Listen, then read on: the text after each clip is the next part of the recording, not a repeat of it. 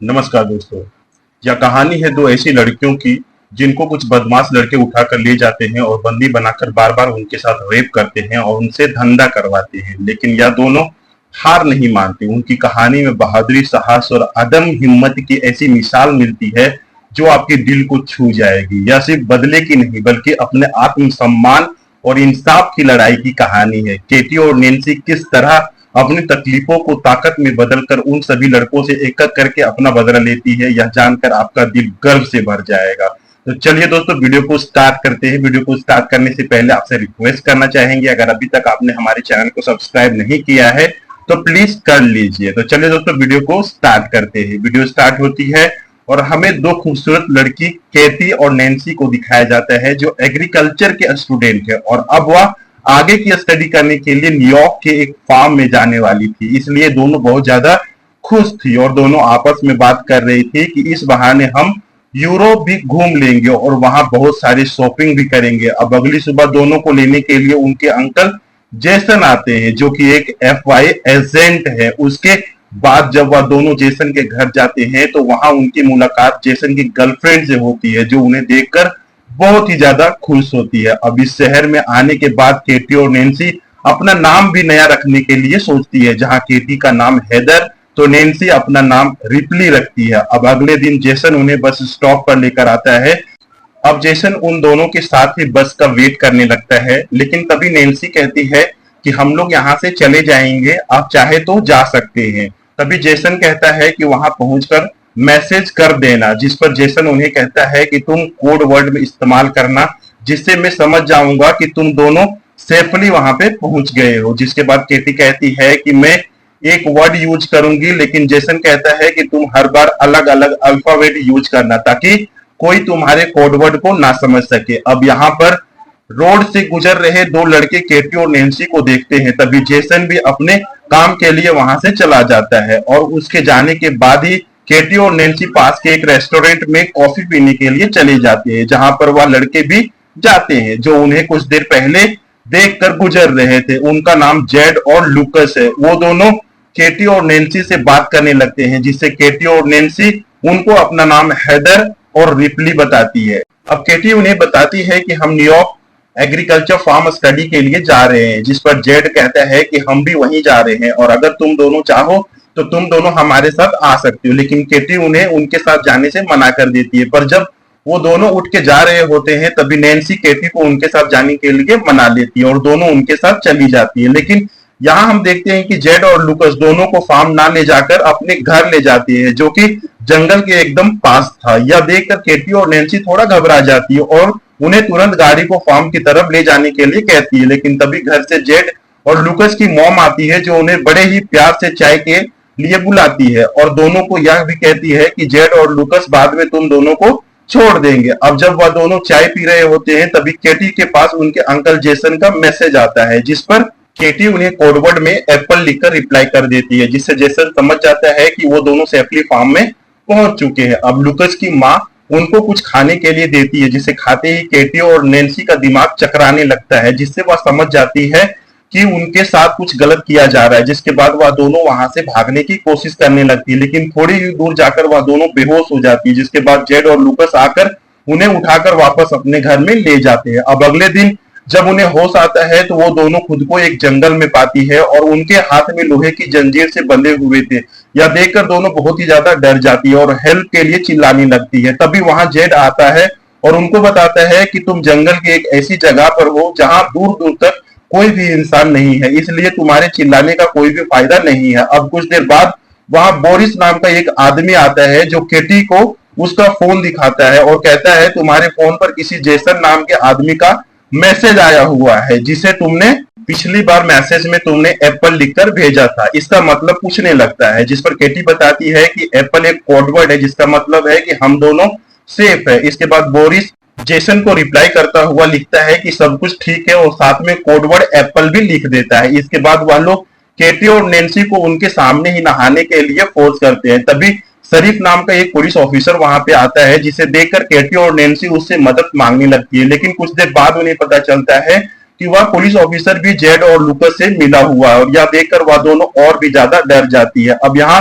केटी और नैन्सी उन लोगों को समझाने की कोशिश करती है कि प्लीज हमें यहाँ से जाने दो, हम किसी को कुछ भी नहीं बताएंगे और तुम चाहो तो हम तुम्हें बहुत सारे पैसे भी दे देंगे, लेकिन वह उनकी एक भी बात नहीं सुनते। जिसके बाद हम देखते हैं कि वह पुलिस वाला वाइग्रा की टैबलेट खाता है और अपने लिए केटी को चूज करता है। इसके बाद हम उस पुलिस ऑफिसर को केटी के कंटेनर से बाहर आते देखते हैं, जिससे हमें पता चलता है कि उसने केटी के साथ जबरदस्ती किया है। वही दूसरी ओर हम जेसन को देखते हैं, जिसको केटी और नैन्सी की बहुत ही ज्यादा चिंता हो रही थी, क्योंकि केटी ने मैसेज में एप्पल वर्ड को दोबारा इस्तेमाल किया था और इधर वो नैन्सी के कंटेनर में एक सनकी और नशेड़ी आदमी को भेजते हैं, जो अंदर जाकर नैन्सी के पेट पर जलती हुई सिगरेट लगा देता है और वह जोर जोर से चीखने चिल्लाने लगती है और उसके बाद वह नैन्सी के साथ जबरदस्ती करता है। यहाँ पर यह सभी लोग हैवानियत की सारी हदें पार कर चुके हैं। असल में यह लोग केटी और नैन्सी के साथ जबरदस्ती धंधा करवा रहे थे। वही जेसन केटी और नैन्सी के बारे में पता लगाने के लिए न्यूयॉर्क एग्रीकल्चर फार्म में कॉल करता है और तब उसे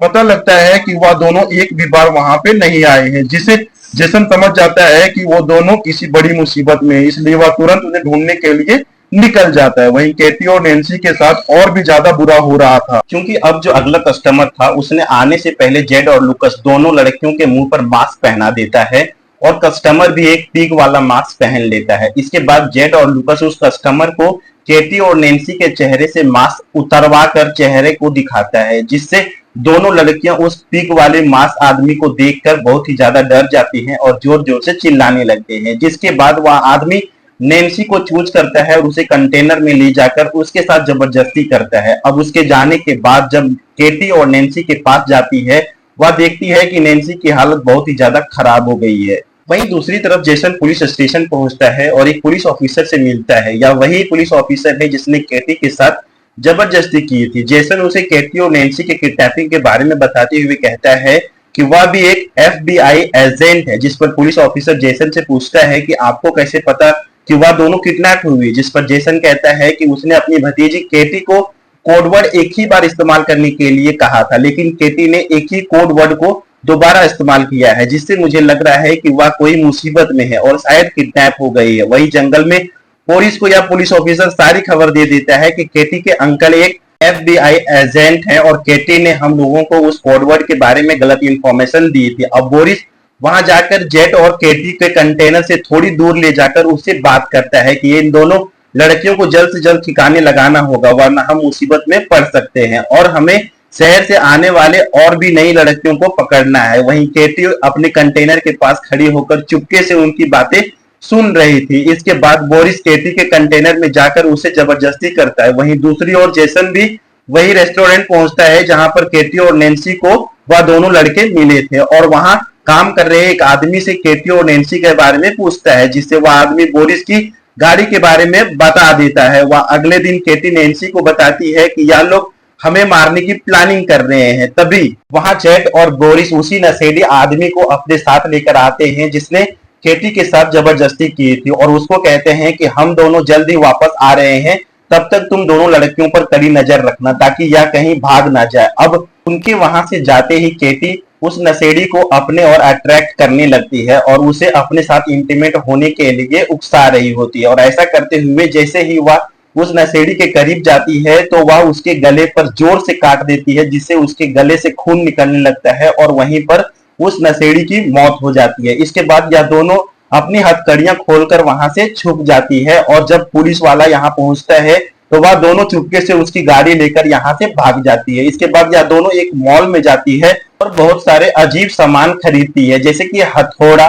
कुल्हाड़ी, टेनिस बॉल और बहुत सारी कीले और बहुत खतरनाक हथियार। इसके बाद वह मॉल की कैशियर के पास जाकर उसे बोरिस के घर का एड्रेस पूछती है, जिस पर वह उसे बोरिस का एड्रेस बता देते हैं। वहीं जेसन बोरिस का कार इंश्योरेंस कंपनी में पहुंचता है जहां पर उसे बोरिस के घर के बारे में पता चल जाता है। वहीं हम देखते हैं कि बोरिस अपने घर पर म्यूजिक लगाकर एंजॉय कर रहा होता है। तभी वहां केटी और नैन्सी आ जाती है और टेनिस बॉल पर बहुत सारी कीलें लगाकर उसके मुंह पे मारती है, जिससे वह बेहोश हो जाता है। उसके बाद जैसे ही उसे होश आता है तो वह खुद को एक टेबल से बंधा हुआ पाता है, लेकिन बोरिस उसे खुद को छुड़ाने के लिए बहुत पैसे का ऑफर देता है, लेकिन केटी और नैन्सी को तो सिर्फ अपना बदला चाहिए था। वहीं उसके अंकल जेसन भी बोरिस के घर पर पहुंच जाते हैं घर के अंदर केटी और नैन्सी बोरिस से उस मास्क वाले आदमी का एड्रेस पूछती है, जिससे बोरिस उसका एड्रेस बता देता है। इसके बाद वो दोनों उसके पिछवाड़े में कीले से भरा हुआ एक बेसबॉल घुसा देती है, जिससे वह जोर जोर से चिल्लाने लगता है। और यह आवाज सुनकर जेसन जल्दी से घर के अंदर आता है